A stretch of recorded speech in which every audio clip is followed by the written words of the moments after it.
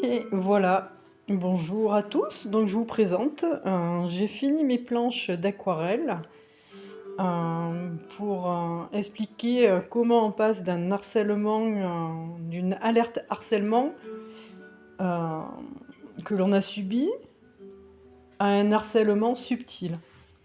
En fait, en gros, vous lancez l'alerte et une fois que vous avez lancé l'alerte, vous voyez comment après l'entreprise, fait mine de vous déplacer de magasin. Et ensuite vous prend pour cible en fait et fait tout pour que vous démissionnez, mais sans que vous vous en aperceviez. Donc je vous explique un petit peu. Voilà, dans un premier temps, j'étais dans un magasin juste avant le Covid et l'équipe du magasin, généralement, elle est constituée de 4 personnes. Vous voyez là.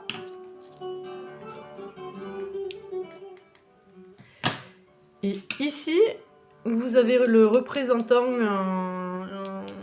de la CGT qui est le syndicat interentreprise. Ça, c'est une chose très importante à savoir. Et ici, vous avez la directrice régionale, elle qui dirige tous les magasins de la région. Généralement, une équipe magasin, elle est faite de 4 personnes. Et vous voyez ici, ce qui s'est passé, c'est que là, j'ai mis des couleurs en fait. En bleu, c'est moi. C'est la personne qui a été harcelée. En noir, c'est la harceleuse. En rouge, la CGT, Intermagasin. Et je vous explique ce qui s'est passé en fait. Vous voyez, par ordre hiérarchique, vous avez une responsable qui dirige. En dessous de la responsable, vous avez une assistante 1. Et puis, en dernière position, le dernier grade, c'est assistante 2. Vous voyez, il y a 2 personnes. Ce qui s'est passé pour moi, c'est que ma responsable, qui était très correcte, il n'y a aucun souci, elle s'absentait de temps en temps parce qu'en fait, elle était enceinte et elle devait partir en congé maternité. Et quand ma responsable n'était plus là, cette personne qui était juste en dessous profitait pour me harceler. Voilà. Donc après, vous savez, un harcèlement classique, je les ai résumés un petit peu ici dans mon livre. Vous avez des remarques humiliantes, une mise à l'écart volontaire, des critiques injustifiées, une pression, en fait, vous avez plein de petits détails. Passons, donc tout est bien noté là-dessus. Et puis, moi, qu'est-ce que j'ai fait? Je suis allée voir le représentant de la CGT Interentreprise pour dénoncer le harcèlement et j'avais tout plein de preuves. Alors, les preuves, c'était quoi? Ben, c'est qu'au bout d'un moment, à force d'être sous pression et harcelée, je me suis, dans la chambre froide, je me suis abîmée en voulant ramasser un carton. Et en étant mis sous pression, j'ai eu ma thyroïde qui s'est déchirée un tout petit peu. Donc, et plus le stress, ma thyroïde, en fait, j'avais la thyroïde qui gonflait. Donc j'ai dû aller au médecin, on m'a fait une double ponction. Et moi, comme j'étais harcelée, j'osais rien dire. J'avais honte.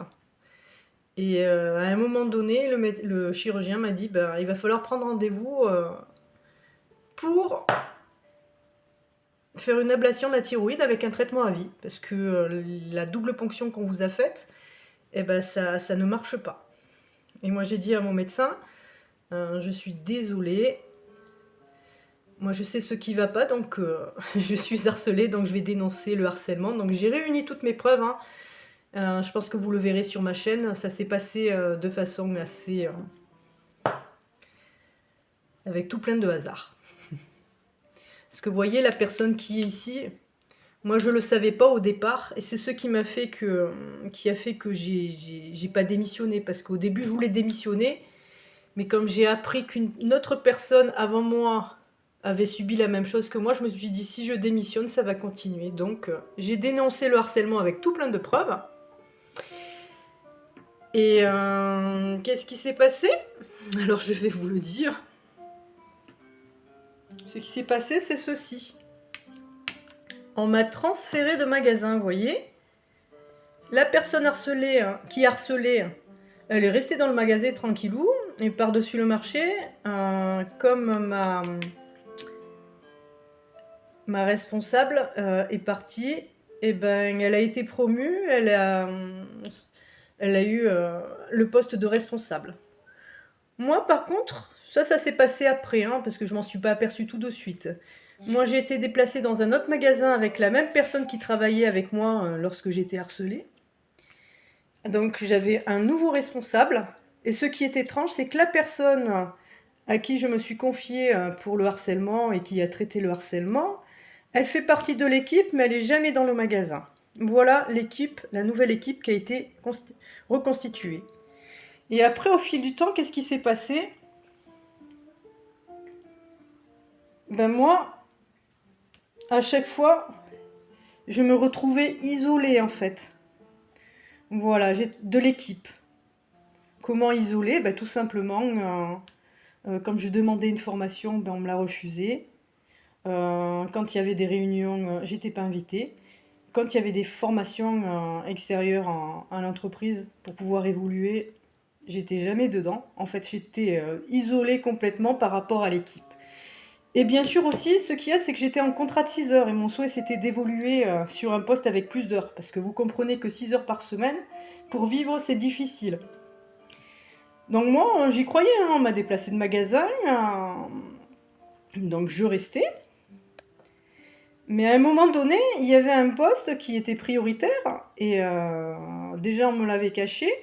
Et par la suite, bon, moi j'ai dit que je souhaitais postuler pour le poste, exactement le même poste, le même titre, enfin le poste en bout de chaîne d'assistante 2, mais avec plus d'heures. Et ce qu'on a fait, c'est qu'on a refusé ma candidature, on a mis une personne qui venait à peine de rentrer dans un autre magasin et on m'a refusé le poste.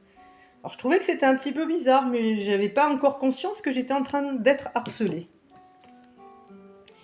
Et comment ensuite, vous voyez, déjà j'étais isolée au niveau de l'équipe.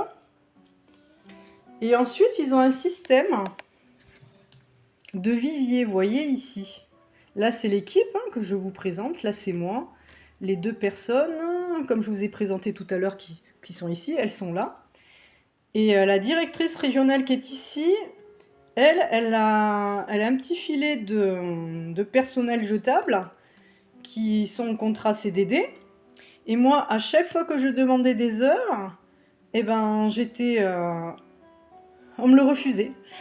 Et ils font venir 2 intérimaires pour faire des heures, plus que moi. Et sur le planning, je suis toujours en dernière position avec mes 6 heures. Des fois, ils me mettaient un petit peu plus d'heures et tout ça. Et là, depuis le mois de mars 2025, une fois que j'ai envoyé un courrier à la société, ils m'ont mis en contrat de 6 heures et ils m'ont laissé complètement dans un coin. Parce que moi, j'ai dit, je ne suis pas d'accord, on ne me donne pas de formation, je suis isolée dans l'entreprise. Voilà. Voilà un petit peu comment ça s'est passé au niveau de l'isolement. Vous voyez, il y a un double isolement. Un isolement dans l'équipe. Vous voyez, je suis dans une équipe de 4, mais je suis mis de côté. Et quand je demande des heures en plus, pof, la direction régionale qui commande la responsable envoie des personnes en CDD. Et cela fait bientôt 8 ans que je suis en contrat de 6 heures dans la société. Donc j'en pouvais plus et donc j'ai dénoncé la situation. Donc là vous voyez un petit peu dans mon livre comment ils ont procédé.